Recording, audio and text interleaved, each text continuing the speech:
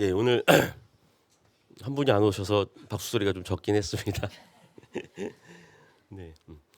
지금 눈도 많이 왔고요. 또 아시겠지만 또 우리 교우님들이 다 지금 독감, 감기, 몸살에서 지금 고생하시는 분들이 많습니다. 예. 그래서 다들 우리 들꽃님들의 건강을 위해서 함께 또 기도해 주시길 바라고요. 저도 지금 소위 내란 휴유증으로 감기가 3주째 안 떨어지고 목소리가 원래는 제가 웬만해서는 목이 잘 안 가라앉거든요. 예. 근데 목이 가라앉아 있습니다. 그래서 제가 군대 이후로 처음으로 목이 이렇게 오랫동안 가라앉아 있는 것 같은데 다들 건강 꼭 조심하시기를 바랍니다. 어제 그 한남동에 이제 밤에 광화문에 있다가 한남동으로 이제 갔었는데요. 어제는 눈이 안 와갖고 그래도 괜찮은데 오늘 아침에 오면서 이제 여러 가지 사진을 보니까 어제 밤새 그 눈을 온몸에 맞으며 여전히 많은 분들이 그 자리를 지키고 있는 모습을 보았는데요. 네. 뭐 다들 아시겠지만 그 체포에 대한 속보가 뜨고 영상을 보고 오늘은 드디어 체포가 되는구나 했다가 그 모든 예상을 뒤엎은 그런 모습들을 봤는데요. 다들 저랑 비슷한 마음이셨을 것 같습니다. 야, 도대체 언제 이게 이 사태가 끝이 날까? 과연 끝은 날까? 다들 뭐 여러 가지 예상도 하고 예견도 하고 있는데 우리는 여러 가지 사건들을 겪으며 특히 그러니까 기독교인들은 특히나 아까 우리 안태현님께서도 말씀하셨지만 그런 사회적 참사나 비극을 보면서 이 의미가 뭘까? 도대체 이런 일이 왜 일어날까? 이런 생각들을 많이 합니다. 하나님이 계시다면 왜 이런 일들이 일어나지? 그 의미가 뭐지? 그런데 그에 대한 아주 쉬운 해답을 내놓는 사람들이 있습니다. 하나님의 뜻이야. 하나님의 섭리야. 다 모든 것이 태초부터 하나님이 예견하신 예정된 것이야. 라고 쉽게 단정짓고 얘기하는 사람들이 있습니다.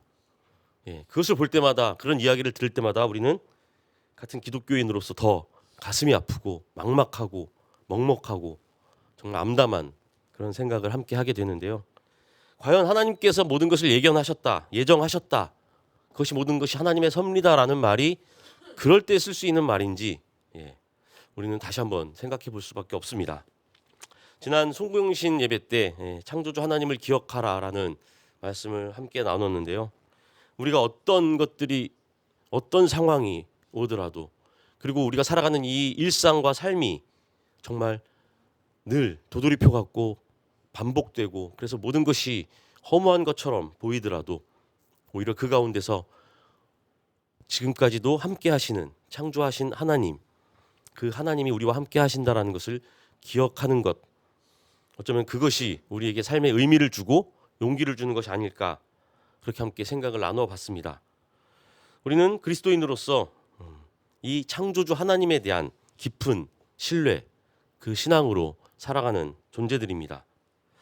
하나님께서 우리를 창조하시고 또한 그 창조하신 우리를 그 창조의 마음으로 여전히 사랑하시기 때문에 그가 우리를 구원하시고자 하는 그 계획은 꼭 기필코 실현될 것이다 라는 그 믿음, 그것이 바로 우리가 창조주 하나님에 대한 믿음이 아닐까 생각이 됩니다. 이러한 믿음 위에서 우리는 삶의 과정 가운데 순간순간 경험하는 모든 난관, 실패, 슬픔, 아픔 이런 것들을 초월하는 희망을 꿈꿀 수 있게 됩니다. 그리고 그 믿음에 근거한 그 희망의 힘으로 우리는 어떠한 조건, 상황 가운데서도 우리 자신이 과거에 저질렀던 실수들, 경험했던 아픔들 그 모든 것들을 넘어 또 현재에 부딪히는 모든 한계들을 있는 그대로 직시하며 다가올 미래의 희망을 생각해 볼 수 있는 것입니다. 바로 이렇게 우리가 갖고 있는 이 믿음의 실체, 그 희망을 가능하게 하는 그 신앙의 그 실체를 그리스도교 신학에서는 하나님께서 모든 것을 예정하셨다라는 말, 소위 예정론이라 그러죠. 그 말로 표현하고 있습니다. 하나님께서는 자신의 그 무한하신 사랑으로 창조의 때에 이 모든 피조물을 창조하시면서 동시에 모든 피조물을 구원하시겠다라고 계획하셨다는 겁니다. 그리고 이러한 하나님의 계획을 한치의 엇나감도 없이 확고한 의지로 실행하시고 이러한 하나님의 구원 의지를 믿음으로 신뢰하는 모든 이들을 선택하시고 또 그 선택된 이들을 통해서 자신의 그 구원 의지를 이 땅에 실현하겠다. 한순간은 아니지만 점진적으로 계속해서 이 땅 위에서 실현하실 것이다. 라는 신앙 고백이 바로 이 예정론이라는 이 말의 핵심이 아닐까 생각이 듭니다. 그리고 이러한 하나님의 구원 사건은 우리 인간의 모든 예상과 의지를 뛰어넘는 어떠한 초월적 사건이고 그것이 우리에게 다가올 것이다라는 확신도 포함되어 있습니다. 하지만 아까도 말씀드렸듯이 불행하게도 이러한 하나님의 예정과 선택에 관한 신앙 고백은 어느 순간 모든 피조 세계, 모든 존재의 보편적인 구원이 아니라 특정한 집단들, 특정한 목적을 갖고 모인 사람들의 선택적인 구원, 그 구원에 대한 확신으로 잘못 받아들여지고 또 오용되고 있습니다. 특정한 교리를 절대적인 진리로 받아들이고 또 종교적이고 한편으로는 정치적인 그런 선민 의식을 공유하는 그런 특정 사람들, 그 울타리만 확고하게 지켜주는 어쩌면 폐쇄적이고 배타적인 성격으로 변모하게 된 것이다 라고 할 수 있습니다. 그리고 이렇게 된 배경에는 하나님과 그의 구원 사건이 갖는 그런 초월적 성격에 대한 깊은 오해가 자리를 잡고 있습니다.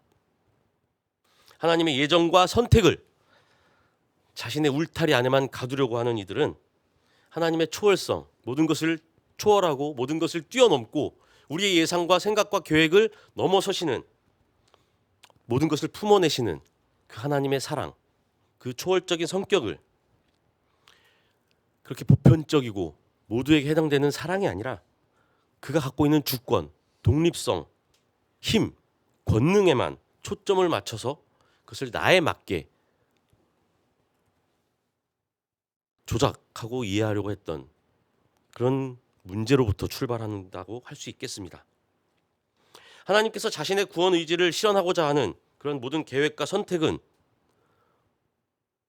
인간의 모든 자유의지와는 전혀 무관하다라는 생각, 그것을 통해서 마치 하나님은 모든 것을 초월하시고 주권을 가지고 스스로 구원 사건을 일으키지만 거기에는 인간의 혹은 모든 존재의 보편적인 사랑은 쏙 빼버립니다. 그리고 그것을 주장하는, 그것을 공유하는 우리에게만 해당되는 것이다라고 주장하는 것입니다. 하나님께서는 자신의 구원 사건을 실행하기 위해서 오직 하나님의 자신의 그 초월적 성격을 이 세상에 일방적으로 하달 형식으로 발휘한다라고 보는 것입니다.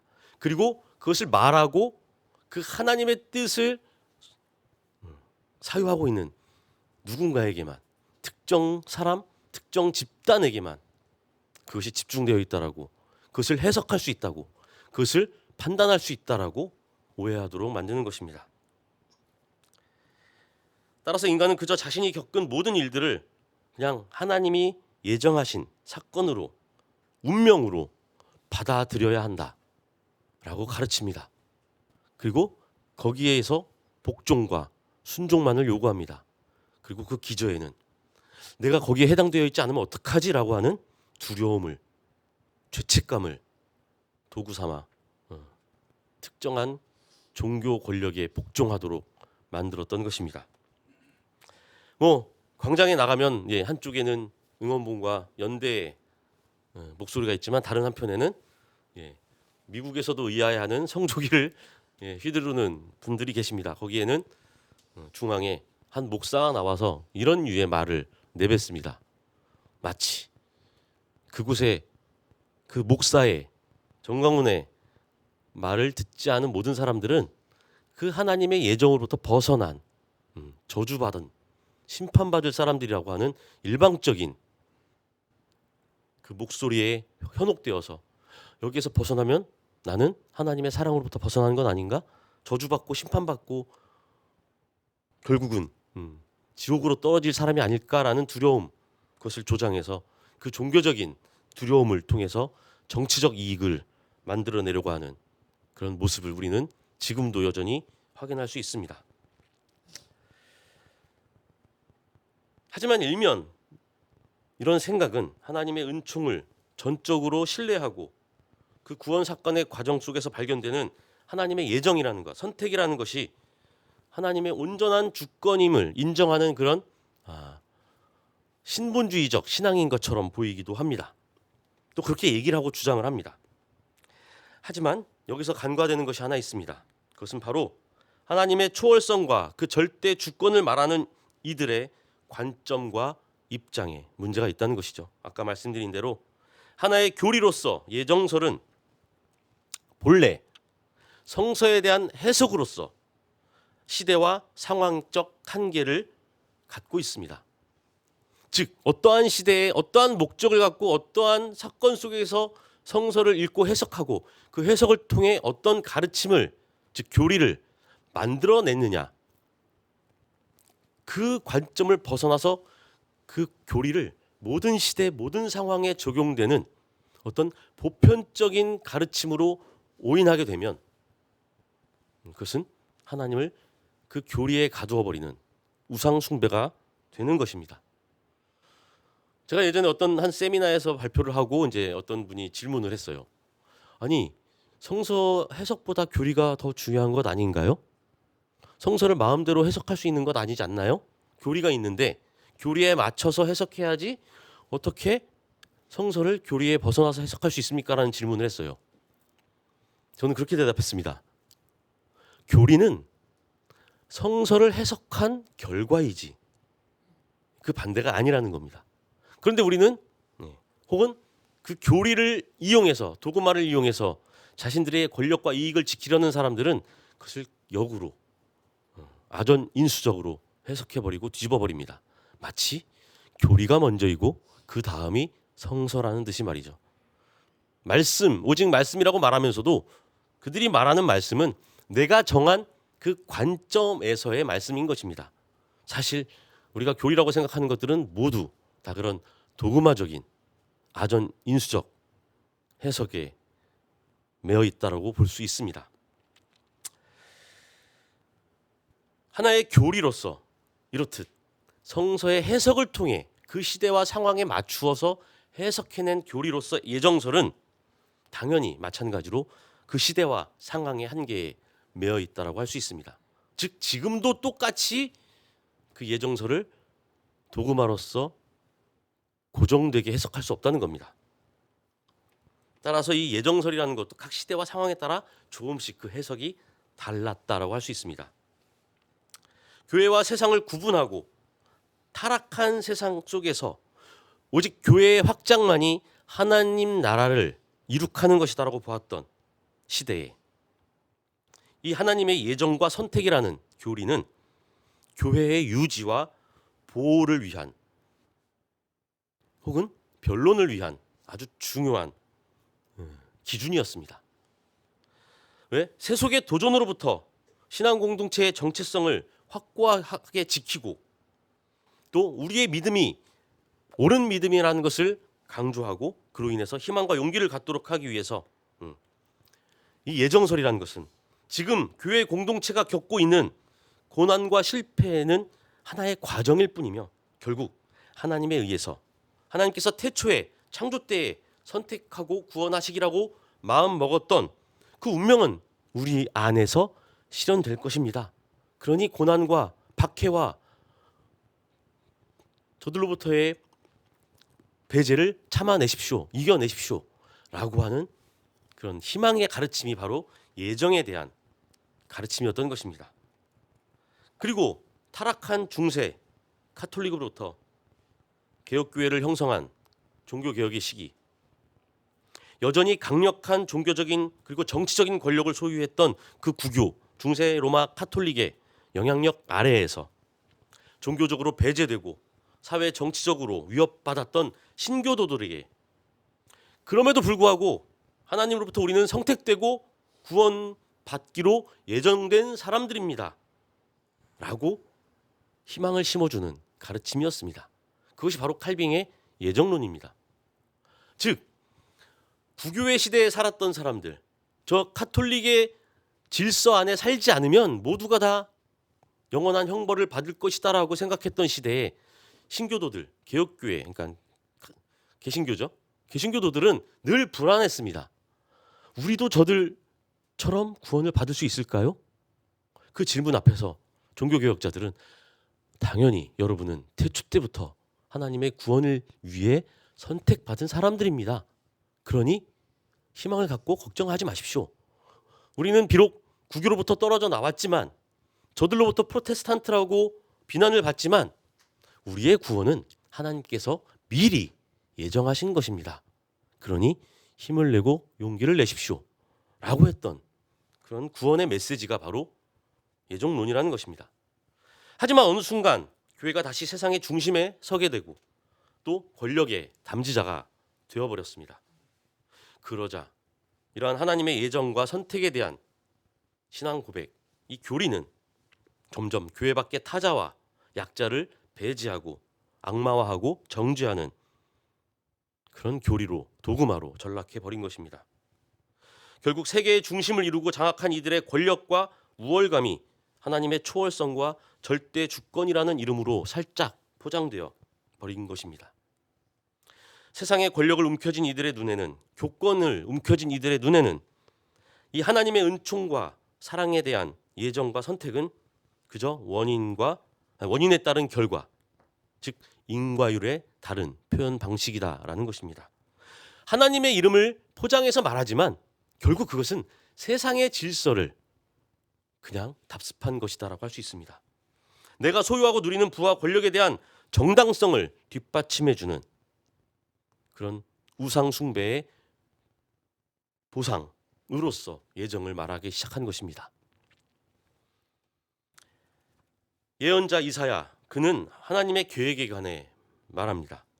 외세의 침략으로 인해 영토와 민족의 정체성을 상실한 이스라엘에게 그럼에도 불구하고 야훼께서는 회복과 구원을 계획하고 계시고 이루실 것이다라고 그는 선포하고 있는 것입니다. 이사야서 49장 1절의 말씀입니다. 너희 섬들아, 내가 하는 말을 들어라. 너희 먼 곳에 사는 민족들아, 귀를 기울여라. 주님께서 이미 모태로부터 나를 부르셨고 내 어머니의 태 속에서부터 내 이름을 기억하셨다. 이것은 자신이 예언자로서 하나님으로부터 소명받았다라는 것을 말하는 것이기도 하지만 동시에 자신이 선포하는 그 희망과 회복의 메시지는 이미 오래전부터, 창조 때부터, 자신이 태어나기 이전부터 야훼 하나님에 의해 예정되었다라는 것을 말하는 것이기도 합니다. 49장 5절 말씀입니다. 내가 태어나기도 전부터 주님께서는 나를 그의 종으로 삼으셨다. 야곱을 주님께로 돌아오게 하시고 흩어진 이스라엘을 다시 불러 모으시고 나를 택하셨다. 그래서 나는 주님의 귀한 종이 되었고 주님은 내 힘이 되셨다. 주님께서 나에게 말씀하신다. 이처럼 이사야가 이스라엘의 회복과 구원을 선포하는 것은 바로 야훼 하나님의 예정, 미리 계획하신 것에 대한 재확인이라는 것입니다. 이사야 자신의 입을 통해 야훼 하나님께서 이미 계획하신, 예정하신 그 이스라엘의 구원을 선포하고 몸소 그것을 실현하실 것이다라는 믿음, 깨달음, 바로 이것이 하나님께서 예정하고 선택하신 구원에 대한 확신이다라는 것입니다. 과거 이스라엘이 저질렀던 실수와 잘못, 하나님에 대한 배신에도 불구하고 이제는 그 하나님께서 다시 은총을 베풀어 우리를 구원하실 것이라는 사실, 이게 바로 하나님의 계획이다라는 겁니다. 비록 지금 나라를 빼앗기고 뿔뿔이 흩어진 이스라엘이지만 이로 인해서 매일같이 눈물, 고통에 신음했던 이들이었지만 또 동시에 그 동족의 아픔을 보며 고통받았던 이사야의 눈에 보이는 하나님의 계획, 고통받는 이들, 약자들, 아픔을 겪는 이들을 향한 눈을 통해서만 확인되는 하나님의 계획, 그것이 바로 이미 태초부터 하나님께서 우리를 도우시고 구원하실 것이다라는 그런 하나님에 대한 믿음, 바로 그 시점을 통해, 그 관점을 통해 확인할 수 있다는 것입니다. 그리고 이러한 하나님의 예정은 세상의 인과율, 인과응보의 법칙을 거슬러서 진정한 초월적인 사건으로 우리 가운데 실현될 것이다 라는 것입니다. 이것이 바로 이사야 예언자의 예정론입니다. 이스라엘의 속량자, 거룩하신 주님께서 남들에게 멸시받은 사람, 여러 민족들에게 미움받은 사람, 통치자들에게 종살이하는 사람에게 말씀하신다. 왕들이 너를 보고 일어나서 예를 갖출 것이며 대신들이 또한 부복할 것이니 이는 너를 택한 이스라엘의 거룩한 하나님, 신실한 나, 주 하나님 때문이다. 이렇듯 하나님의 선택과 예정은 오히려 지금 권력에 의해 억압당하고 비참함과 고통의 나락 속에서 절망하는 이들에게, 그들에게 건네는 사랑과 은총의 약속인 것입니다. 이 땅을 지배하는 인과율, 인과응보의 법칙 아래에서 저 권력과 가진 자들에 의해 어찌할 수도 없는 그런 외적인 요인으로 인해 반성과 포기조차도 사치로 여겨지는 그 절망의 한가운데서 거기서 발견되고 울려 퍼지는 희망의 노래가 바로 하나님께서 우리를 구원하시기로 예정하셨다라는 고백입니다. 그리고 그 하나님께서 선택하시고 예정하신 그 구원 사건은 이제 우리가 당연하게 여기는 그 세상의 법칙, 그 예상을 뒤집고 전혀 새로운 국면을 맞이하도록, 발견하도록 이끄는 초월적인 힘이라는 것입니다. 멸시와 미움을 받는 이들, 지배와 착취를 당하는 이들이 다시 회복되고 옛 권력과 옛 지배자가 이제는 굴복하게 되는 그런 뒤집어지는 전복의 사건, 그것이 바로 하나님께서 예정하신 구원 사건이라는 것입니다. 바로 그렇기 때문에 하나님의 계획은 오히려 우리의 운명을 결정짓는 것이 아니라 우리에게 주어진 운명을 극복하고 뒤집도록 이끄는 새로운 힘이 됩니다. 그리고 그 하나님의 계획을 볼 수 있는 눈은 그래서 고난과 시련의 위치에서만 결국 발견되는 것이라는 겁니다. 힘을 가진 자들이 마치 그 권력의 주도권을 쥔 것처럼 우리의 구원은 예정되어 있고 우리 밖에 심판은 예정되어 있다라고 하는 것이 아니라 반대라는 것입니다. 권력이 우리에게 운명 주어진 것들을 극복하도록, 우리는 지금 비록 그 권력에 의해 고난당하고 억눌려 있지만 해방하시고 구원하실 것이다, 하나님께서 그것을 예정하셨다라고 하는 믿음을 통해서 세상에 우리에게 운명 주어준 것들을 깨고 극복하도록 만드는 신앙의 힘이라는 것입니다. 이것은 에베소 교회에 보내는 바울의 편지에서도 잘 드러납니다. 사도 바울은 자신이 알게 된 이 하나님의 구원 사건에 대한 비밀을 말합니다. 그리고 그 비밀을 전하는 자신의 운명, 하나님께서 자신을 선택하시고 예정하셨다는 것을 말합니다. 하지만 그것은 다름 아닌 은총이라는 것입니다. 그것은 역설입니다. 미리 결정하셨다는 것은 은총이 아니라 운명입니다. 혜택입니다. 왜? 나는 선택되었기 때문에. 하지만 바울은 그것을 은총이라고 말합니다. 그럼에도 불구하고 나를 선택하셨다라는 것입니다. 하나님의 구원 사건의 비밀은 바로 뿌린 대로 거두는 그 세상의 인과율의 법칙에 따른 것이 아니라는 것입니다. 그것은 팥 심은 데서 팥 나는 것이 아니라 팥 심은 데서 콩이 나고 콩 심은 데서 팥이 나는 전혀 예상하지 못한 방식의 사건이라는 것입니다. 유대인들이 그토록 오랜 시간 동안 확신했던 선민사상, 오직 자신들의 민족적, 종교적인 정체성을 기준으로만 하나님의 선택과 예정을 판단했던 그 관점이 바울을 통해, 바울의 메시지와 그의 선교 활동을 통해 뒤집어지고 산산이 부서졌다는 것입니다. 사도 바울이 성령의 도우심을 통해서 밝혀낸 그 구원 사건의 비밀은 그동안 유대인들이 유대인들에 의해 선택과 예정 바깥으로 밀려났던 저들, 이방인들, 배제됐던 사람들이 오히려 사실은 태초부터 그 하나님의 선택과 예정의 중심에 있었다라는 놀라운 선언인 것입니다. 구원을 향한 하나님의 선택과 예정의 그 조건은 이제 더 이상 유대인이라는 종교적, 민족적 폐쇄성, 그 전체성이 될 수 없었습니다. 오히려 유대인들이 주장했던 그 구원의 경륜, 바깥에 밀려나고 배제되었다고 여겨졌던 이방인들, 오히려 저 변두리로 밀려간 이들이 그 변두리가 중심이다라고 하는 새로운 관점입니다. 스스로 하나님의 선택과 예정의 중심이라고 여겼던 유대인들에게는 이제 오히려 새로운 조건이 하나 더 필요하게 된 것입니다. 그것은 바로 그들이 그동안 밀쳐내고 배제하고 하나님의 계획 바깥으로 밀어냈던 이방인들에게 오히려 중심을 내어주는 것, 그것이 조건이 되어버린 것입니다. 유대인들은 한때 조건 없이 자신들이 유대인이라는 이유로, 이스라엘이라는 이유 하나만으로 선택되고 예정되었다라고 믿었습니다. 우리가 구원의 중심이다. 하지만 이 바울의 선언에 의해 이제 그것은 뒤집어졌습니다. 오히려 우리가 밀어냈던 저들이 구원의 중심이고 우리가 그 자리를 내어줄 때만이 우리도 그 하나님의 예정된 구원 사건에 참여할 수 있게 되었다라는 고백이 필요하다는 것입니다. 그렇게 자신들이 독점했던 선민권을 내어줄 때 비로소 하나님의 계획이 온전히 그들 안에서 드러난다는 것입니다. 이것이 바로 만물을 창조하신 하나님 안에 영원전부터 감추어져 있는 그 비밀이었던 것입니다. 이러한 한 창조주 하나님의 비밀 계획을 깨닫게 될 때 비로소 우리 모두는 우리가 당하는 이 환난을 통해 낙심하지 않게 된다라고 사도 바울은 말하고 있습니다.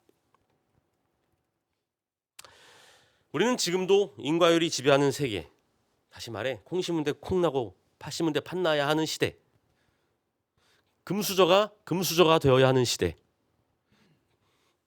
지배자가 그 지배 체제를 계속 계승받고 유지되어야 하는 시대, 권력자가 권력을 세습해야 하는 시대, 자본이 자본을 낳는 시대를 살고 있습니다.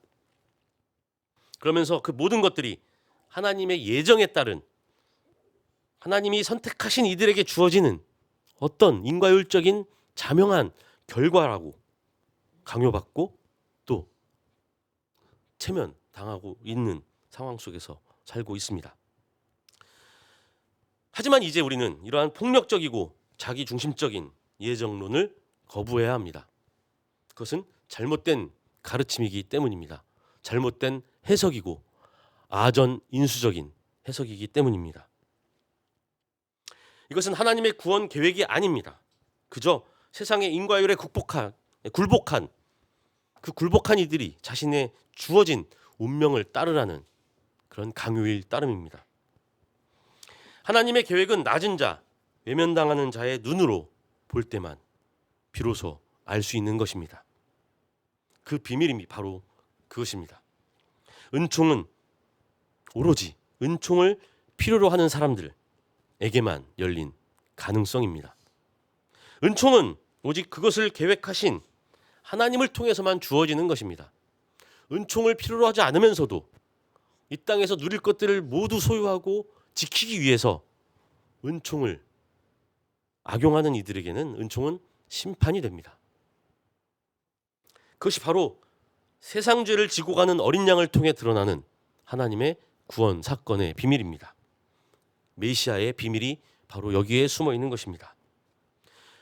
우리가 메시아를 발견하고 볼 수 있는 눈, 그것은 바로 우리의 시선이 저 세상 죄를 지고 가는 이들, 모든 세상의 권력과 체제,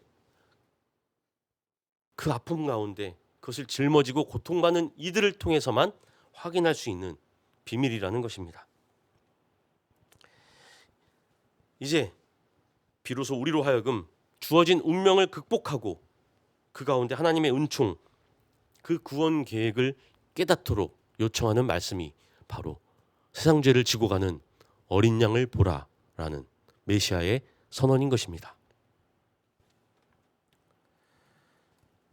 2024년이 지나고 이제 2025년 새해가 밝았습니다.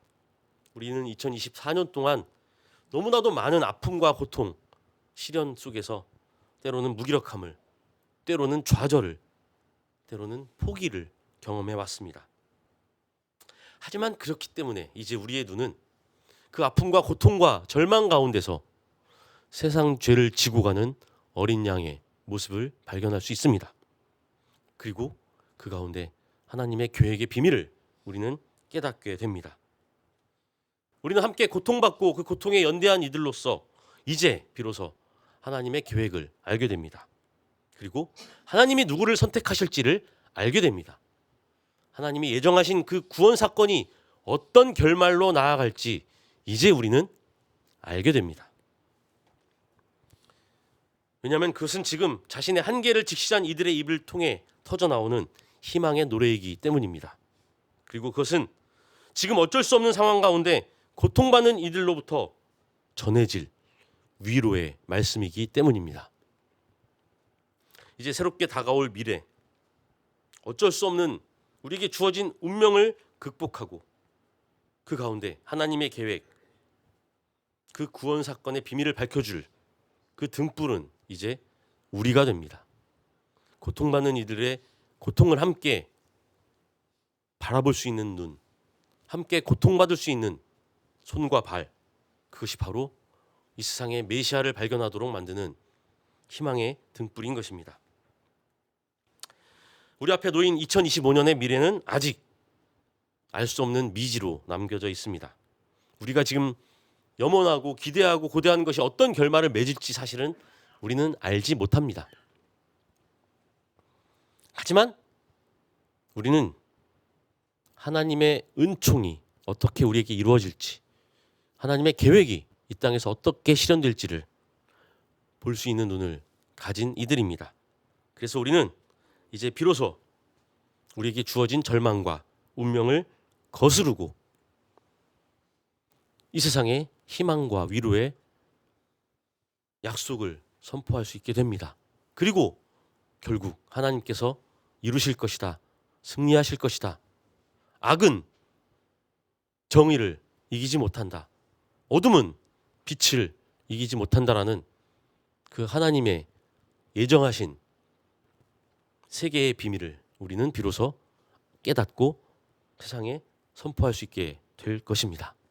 함께 말씀을 기억하며 침묵으로 기도하겠습니다.